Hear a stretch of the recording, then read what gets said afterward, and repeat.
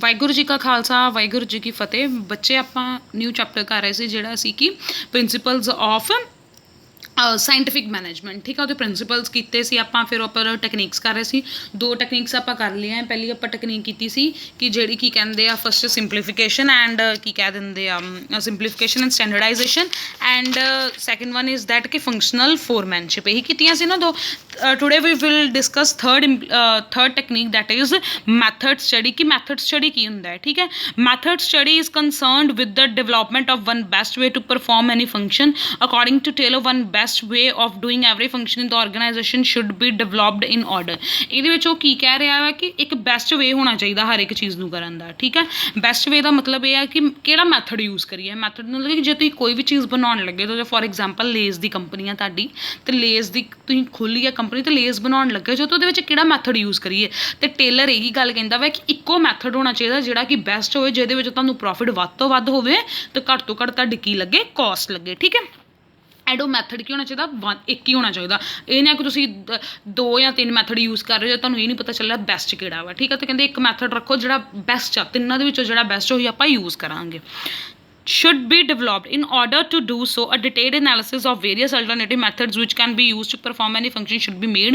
ਉਹੀ ਗੱਲ ਹੋ ਗਈ, ਜਿਹੜੇ ਤੁਹਾਡੇ ਕੋਲ 3-4 ਮੈਥਡਸ ਉਹਨਾਂ ਦੀ ਪਹਿਲਾਂ ਸਟੱਡੀ ਕਰੋ ਕਿ ਕਿਹਦੇ ਵਿੱਚ ਕੋਸਟ ਘੱਟ ਲੱਗਦੀ ਅਤੇ ਕਿਹਦੇ ਵਿੱਚ ਜ਼ਿਆਦਾ ਪ੍ਰੋਫਿਟ ਹੁੰਦਾ। Then such a method should be selected which helps in earning maximum profit at minimum cost from optimum use of resources. ਅਤੇ ਕਹਿੰਦੇ ਕਿ ਜਦੋਂ ਤੁਸੀਂ ਸਾਰਿਆਂ ਦਾ ਐਨਾਲਾਈਸਿਸ ਕਰ ਲੈਂਦੇ ਹੋ, 3-4 ਕਰਕੇ ਵੇਖ ਲੈਂਦੇ ਜੋ ਉਹਦੇ ਵਿੱਚੋਂ ਬੈਸਟ ਚੂਜ਼ ਕਰੋ ਕਿ ਜਿਹੜਾ ਕਾਹਦੇ ਵਿੱਚ ਆ, ਜਿਹੜਾ ਬੈਸਟ ਹੋਏਗਾ। ਬੈਸਟ ਇਨ ਦਾ ਸੈਂਸ ਕਿ ਜਿਹਦੇ ਵਿੱਚ ਕਾਸਟ ਤੁਹਾਨੂੰ ਘੱਟ ਲੱਗੇ ਕਿ ਤਾਂ ਮੈਕਸੀਮਮ ਕੀ ਹੋਊਗਾ, ਪ੍ਰੋਫਿਟ ਹੋਊਗਾ।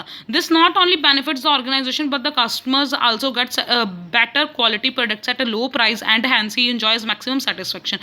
ਕਹਿੰਦੇ ਇਹਦੇ ਨਾਲ ਕੀ ਹੋਊਗਾ ਕਿ ਜਦੋਂ ਤੁਸੀਂ ਇੱਕ ਬੈਸਟ ਮੈਥਡ ਚੂਜ਼ ਕਰ ਲਿਆ, ਤੁਹਾਨੂੰ ਕਾਸਟ ਘੱਟ ਲੱਗੀ। ਜਦੋਂ ਕਾਸਟ ਘੱਟ ਲੱਗੂਗੀ ਤਾਂ ਓਬਵੀਅਸਲੀ ਜਿਹੜਾ ਪ੍ਰੋਡਕਟ ਪਹਿਲਾਂ 40 ਦਾ ਬਣਦਾ ਸੀ ਹੁਣ ਜੇ 20 ਦਾ ਬਣ ਰਿਹਾ, ਤਾਂ ਆਟੋਮੈਟਿਕਲੀ ਜਿਹੜੇ ਕੰਜ਼ਿਊਮਰਸ ਆ ਉਹਨਾਂ ਨੂੰ ਵੀ ਘੱਟ ਰੇਟ 'ਤੇ ਮਿਲਿਆ ਅਤੇ ਵਧੀਆ ਪ੍ਰੋਡਕਟ ਮਿਲਿਆ, ਕੁਆਲਿਟੀ ਪ੍ਰੋਡਕਟ ਮਿਲਣ ਦਿਆ ਵਾ ਘੱਟ ਰੇਟ 'ਤੇ, ਅਤੇ ਕੰਜ਼ਿਊਮਰ ਵੀ ਕੀ ਹੋਣਗੇ, ਵੱਧ ਤੋਂ ਵੱਧ ਕੀ ਹੋਣਗੇ, ਸੈਟਿਸਫਾਈ ਹੋਣਗੇ। ਠੀਕ ਹੈ ਜੀ।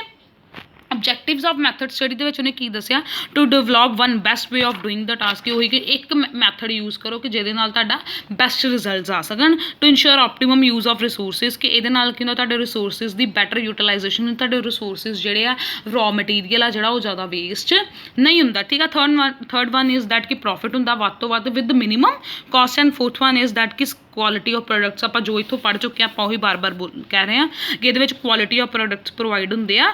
ਠੀਕ ਹੈ, ਅਤੇ at minimum quality of products provide ਕਰੀਦੇ ਆ, ਅਤੇ ਉਹਦੇ ਨਾਲ ਕੀ ਹੁੰਦਾ, ਕੰਜ਼ਿਊਮਰ ਵੱਧ ਤੋਂ ਵੱਧ ਸੈਟਿਸਫਾਈ ਹੁੰਦਾ ਤੁਹਾਡੀ ਆਰਗੇਨਾਈਜੇਸ਼ਨ ਦੇ ਵਿੱਚ, ਉਹ ਕੀ ਵੱਧ ਤੋਂ ਵੱਧ ਪੈਸਾ ਇਨਵੈਸਟ ਕਰਦੇ ਆ। ਠੀਕ ਆ। ਨੈਕਸਟ ਵਨ ਇਜ਼ ਦੈਟ ਕਿ ਨੈਕਸਟ ਕੀ ਆ, time study. According to Taylor ਕਹਿੰਦਾ ਵਾ ਕਿ every task should be accomplished in a specific period of time. Determining this specific time on the basis of scientific method is known as the method study. For example ਵੇਖੋ, under time study in order to determine average required time to perform any task, the time taken by average worker to accomplish that task 100 times should be noted and then average of it must be obtained। ਕਹਿੰਦੇ ਆ ਕਿ time study ਦੇ ਵਿੱਚ tailor ਇਹ ਕਹਿੰਦਾ ਵਾ ਕਿ ਹਰ ਇੱਕ ਟਾਸਕ ਨੂੰ, ਕੰਮ ਕਰਨ ਨੂੰ ਤੁਸੀਂ ਜਦੋਂ ਕੋਈ ਕੰਮ ਕਰਦੇ ਹੋ ਜਿਹੜਾ ਟਾਈਮ ਨੋਟ ਕਰੋ। ਕਿ ਇੱਕ ਜਿਹੜਾ ਨੋਰਮਲ ਬੰਦਾ, ਇੱਕ ਜਿੱਦਾਂ ਹੁਣ 3 ਪਰਸਨਸ ਲੈ ਲਓ, ਜਿਹੜਾ ਬਹੁਤ ਛੇਤੀ ਕੰਮ ਕਰਦਾ ਵਾ ਅਤੇ ਜਿਹੜਾ ਐਵਰੇਜ ਕਰਦਾ ਵਾ ਅਤੇ ਜਿਹੜਾ ਬਹੁਤ ਹੌਲੀ ਹੌਲੀ ਕਰਦਾ। ਕਹਿੰਦੇ ਐਵਰੇਜ ਵਰਕਰ ਦਾ ਤੁਸੀਂ ਟਾਈਮ ਲਓ, ਇਹ ਮੰਨ ਕੇ ਚਲੋ ਕਿ ਇੱਕ ਜਿਹੜਾ ਬਹੁਤ ਤੇਜ਼ ਕੰਮ ਕਰਦਾ ਜਿਹੜਾ ਵਰਕਰ, ਉਹ ਇੱਕ ਪ੍ਰੋਡਕਟ ਨੂੰ ਬਣਾਉਣ ਲੱਗੇ ਕਿੰਨੇ ਮਿੰਟ ਲੈਂਦੇ ਆ, 10 ਮਿੰਟ ਲੈਂਦੇ ਆ। ਠੀਕ ਆ।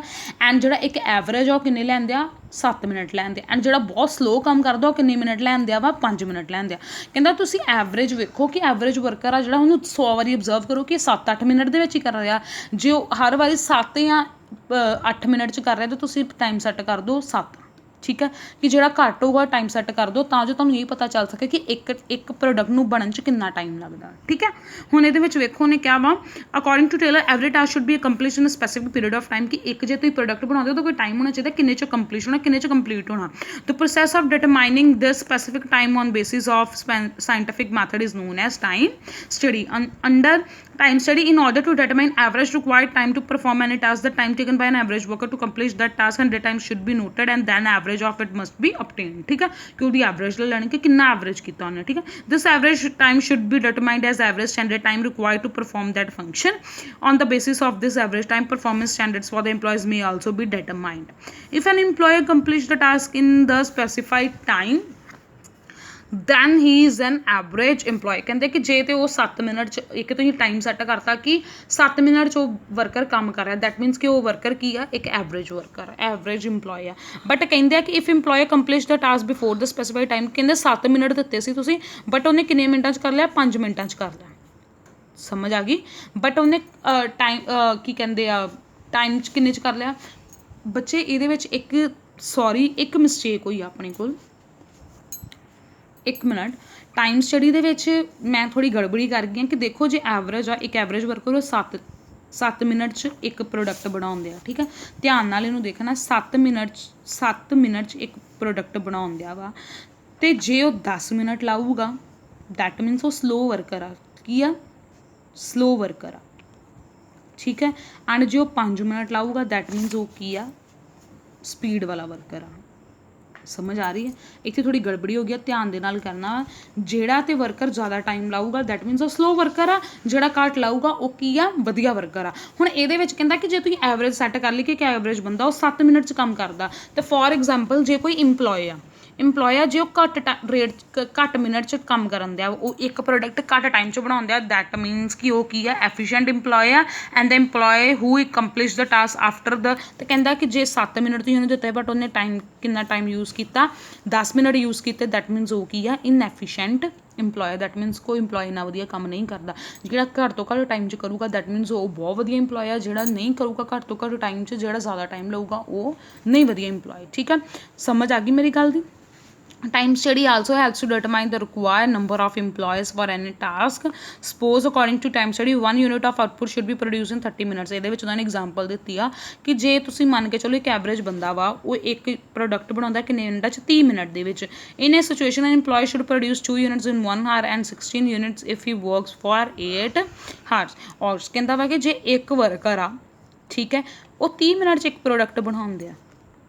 ਸਮਝ ਆ ਗਈ ਹੈ। 30 ਮਿੰਟ 'ਚ ਇੱਕ ਪ੍ਰੋਡਕਟ ਬਣਾਉਂਦੇ ਆ, ਤੇ ਦੈਟ ਮੀਨਸ ਕਿ 2 ਪ੍ਰੋਡਕਟ ਕਿੰਨੇ 'ਚ ਬਣਾਊਗਾ, 1 ਘੰਟੇ 'ਚ, ਹੈ ਨਾ। ਐਵਰੇਜ ਕੀ ਆ, 60 ਮਿੰਟ ਆ, ਅਤੇ 1 ਘੰਟੇ 'ਚ ਕਿੰਨੇ ਬਣਾਊਗਾ, 2 ਪ੍ਰੋਡਕਟ ਬਣਾਊਗਾ। ਤਾਂ ਕਹਿੰਦਾ 16 ਯੂਨਿਟ ਕਿੰਨੇ 'ਚ ਬਣਾਊਗਾ, 16 ਯੂਨਿਟ ਓਬਵੀਅਸਲੀ ਉਹ ਕਿੰਨੇ 'ਚ ਬਣਾਊਗਾ, 8 ਘੰਟਿਆਂ 'ਚ। ਸਮਝ ਆ ਗਈ ਨਾ, ਕਿਉਂਕਿ 8 × 2 ਕਿੰਨਾ ਹੋ ਗਿਆ, 16 ਯੂਨਿਟ, ਠੀਕ ਹੈ। ਕਿਉਂ, ਕਿਉਂਕਿ ਦੇਖੋ ਇੱਕ ਵਰਕਰ ਆ, 30 ਮਿੰਟਾਂ 'ਚ ਇੱਕ ਪ੍ਰੋਡਕਟ ਬਣਾਉਂਦਾ। ਜੇ ਉਹਨੇ 16 ਯੂਨਿਟ ਬਣਾਉਣੇ ਆ ਤਾਂ ਓਬਵੀਅਸਲੀ ਉਹਨੂੰ ਕਿੰਨੇ ਘੰਟੇ ਲੱਗਣਗੇ, 8 ਘੰਟੇ ਲੱਗਣਗੇ, ਠੀਕ ਹੈ। ਆਬਜੈਕਟਿਵਸ ਆਫ ਟਾਈਮ ਸਟੱਡੀ, ਇਹਦੇ ਵਿੱਚ ਕੀ ਹੈ ਕਿ ਐਵਰੇਜ ਟਾਈਮ ਵੇਖਣਾ। ਇਹਦੇ ਵਿੱਚ ਫਸਟ ਥਿੰਗ ਉਹਨੇ ਕੀ ਕਿਹਾ, ਐਵਰੇਜ ਟਾਈਮ ਵੇਖਣਾ। ਦੂਜਾ ਕੀ ਆ, to determine targets related to the performance of an employee, ਕਿ ਟਾਰਗੇਟਸ ਵੇਖਣੇ ਕਿ ਇੱਕ ਇੰਪਲੋਏ ਕਿੰਨੇ ਟਾਈਮ 'ਚ ਇੱਕ ਪ੍ਰੋਡਕਟ ਬਣਾ ਸਕਦਾ। ਇਹਦੇ ਵਿੱਚ ਸਾਨੂੰ ਪਤਾ ਚੱਲ ਜਾਂਦਾ ਇੰਪਲੋਏ ਐਫੀਸ਼ੀਐਂਟ ਆ ਜਾਂ ਨਹੀਂ ਐਫੀਸ਼ੀਐਂਟ, ਜਾਂ ਐਵਰੇਜ ਆ, ਠੀਕ ਹੈ। To determine the total number of employees required to complete the whole task. ਇਹਦੇ ਵਿੱਚ ਵੇਖੋ ਕਿ ਜੇ ਆਪਾਂ ਸੋਚਿਆ ਹੋਵੇ ਕਿ ਤੁਹਾਨੂੰ ਪਤਾ ਕਿ ਇੱਕ ਪ੍ਰੋਡਕਟ ਕਿੰਨੇ ਮਿੰਟਾਂ 'ਚ ਬਣਦਾ, 30 ਮਿੰਟ 'ਚ ਬਣਦਾ। ਇੱਕ ਪ੍ਰੋਡਕਟ ਕਿੰਨੇ 'ਚ ਬਣਦਾ ਵਾ, 30 ਮਿੰਟ 'ਚ ਬਣਦਾ ਇੱਕ ਪ੍ਰੋਡਕਟ। ਦੈਟ ਮੀਨਸ ਤੁਸੀਂ ਜੇ ਸੋਚਿਆ ਵਾ ਕਿ 8 ਯੂਨਿਟਸ ਬਣਾਉਣੇ ਆ, ਅਤੇ ਤੁਹਾਡੇ ਕੋਲ ਸਿਰਫ 30 ਮਿੰਟ ਆ, ਅਤੇ ਤੁਸੀਂ ਕਿੰਨੇ ਵਰਕਰਸ ਲਾਓਗੇ, 8 ਵਰਕਰਸ ਲਾਓਗੇ। ਸਮਝ ਆ ਗਈ ਨਾ, ਕਿਉਂਕਿ ਤੁਹਾਨੂੰ ਪਤਾ ਚੱਲ ਗਿਆ ਕਿ ਇੱਕ ਐਵਰੇਜ ਵਰਕਰ ਆ ਉਹ ਕਿੰਨੇ 'ਚ ਬਣਾਉਂਦਾ, ਇਹਦਾ ਮਤਲਬ ਤੁਹਾਡੇ ਕੋਲ 30 ਮਿੰਟ ਆ, ਤਾਂ ਤੁਸੀਂ ਕਿੰਨੇ ਬਣਾਉਣੇ, 8 ਯੂਨਿਟਸ ਬਣਾਉਣੇ, 8 ਵਰਕਰ ਲਾ ਦੋਗੇ, ਠੀਕ ਹੈ। To determine wage rate, cost of labour remuneration to be paid to employee. ਕਹਿੰਦੇ ਕਿ ਟਾਈਮ ਸਟੱਡੀ ਨਾਲ ਸਾਨੂੰ ਇਹ ਪਤਾ ਚੱਲ ਜਾਂਦਾ ਵਾ ਕਿ ਆਪਾਂ ਲੇਬਰ ਕਿੰਨੀਆਂ ਰੱਖਣੇ ਆ, ਫਿਰ ਉਹਨਾਂ ਨੂੰ ਕਿੰਨਾ ਪੈਸਾ ਪੇ ਕਰਨਾ, ਇਹ ਸਾਰਾ ਕੁਝ ਕਿਹਦੇ ਰਾਹੀਂ ਪਤਾ ਚੱਲਦਾ ਵਾ, ਟਾਈਮ। ਕਿਉਂਕਿ ਜੇ ਇੱਕ ਐਵਰੇਜ ਵਰਕਰ ਨੂੰ ਤੁਸੀਂ ਦੇਂਦਾ ਜੋ 100 ਰੁਪਏ ਇੱਕ ਯੂਨਿਟ ਦਾ, ਠੀਕ ਆ, ਅਤੇ ਜੇ ਕੋਈ ਘੱਟ ਟਾਈਮ 'ਚ ਕਰਨ ਦਿਆ ਤਾਂ ਤੁਸੀਂ ਉਹਨੂੰ ਕਿੰਨੇ ਪੈਸੇ ਦੋਗੇ, 120 ਦੋਗੇ। ਓਬਵੀਅਸਲੀ ਤੁਹਾਡੀ ਵੇਜਸ ਸੈੱਟ ਹੋ ਗਿਆ। ਐਂਡ ਜੇ ਕੋਈ ਜ਼ਿਆਦਾ ਟਾਈਮ ਰਹਿ ਲਿਆ ਤੇ ਉਹਨੂੰ ਤੁਸੀਂ ਕਿੰਨੇ ਦੋਗੇ, 80 ਰੁਪੀਜ਼ ਦੋਗੇ, ਹੈ ਨਾ। ਕਿ ਜੇ ਇੱਕ ਵਰਕਰ ਆ ਉਹਨੇ 30 ਮਿੰਟ 'ਚ ਇੱਕ ਪ੍ਰੋਡਕਟ ਬਣਾਇਆ ਇੱਕ ਐਵਰੇਜ, ਉਹਨੂੰ 100 ਰੁਪਈਆ। ਜੇ ਕੋਈ 25 ਮਿੰਟ 'ਚ ਬਣਾ ਦਿੰਦਾ ਤਾਂ ਉਹਨੂੰ ਤੁਸੀਂ ਕਹੋਗੇ ਮੈਂ ਤੈਨੂੰ 120 ਰੁਪਏ ਦਊਂਗਾ, ਹੈ ਨਾ। ਅਤੇ ਜੇ ਕੋਈ 35 ਮਿੰਟ 'ਚ ਇੱਕ ਪ੍ਰੋਡਕਟ ਬਣਾਉਂਦਾ, ਤੁਸੀਂ ਇਨਐਫੀਸ਼ੀਐਂਟ ਵਰਕਰ, ਤੁਸੀਂ ਕਹੋਗੇ ਮੈਂ ਤੈਨੂੰ ਕਿੰਨੇ ਦਊਂਗਾ, 80 ਰੁਪਏ ਦਊਂਗਾ, ਠੀਕ ਹੈ। ਇਹਦੇ ਨਾਲ ਤੁਹਾਡਾ ਰੈਮੂਨੇਸ਼ਨ ਸੈੱਟ ਹੋ ਜਾਊਗਾ। That's all for today. ਬੱਚੇ ਇੱਕ ਥੋੜ੍ਹੀ ਜਿਹੀ ਗਲਤੀ ਹੋ ਗਈ ਸੀ, ਮੈਂ ਤੁਹਾਨੂੰ ਸਮਝਾਤੀ ਹੈ, ਧਿਆਨ ਨਾਲ ਦੇਖਣਾ, ਠੀਕ ਹੈ। That's all for today.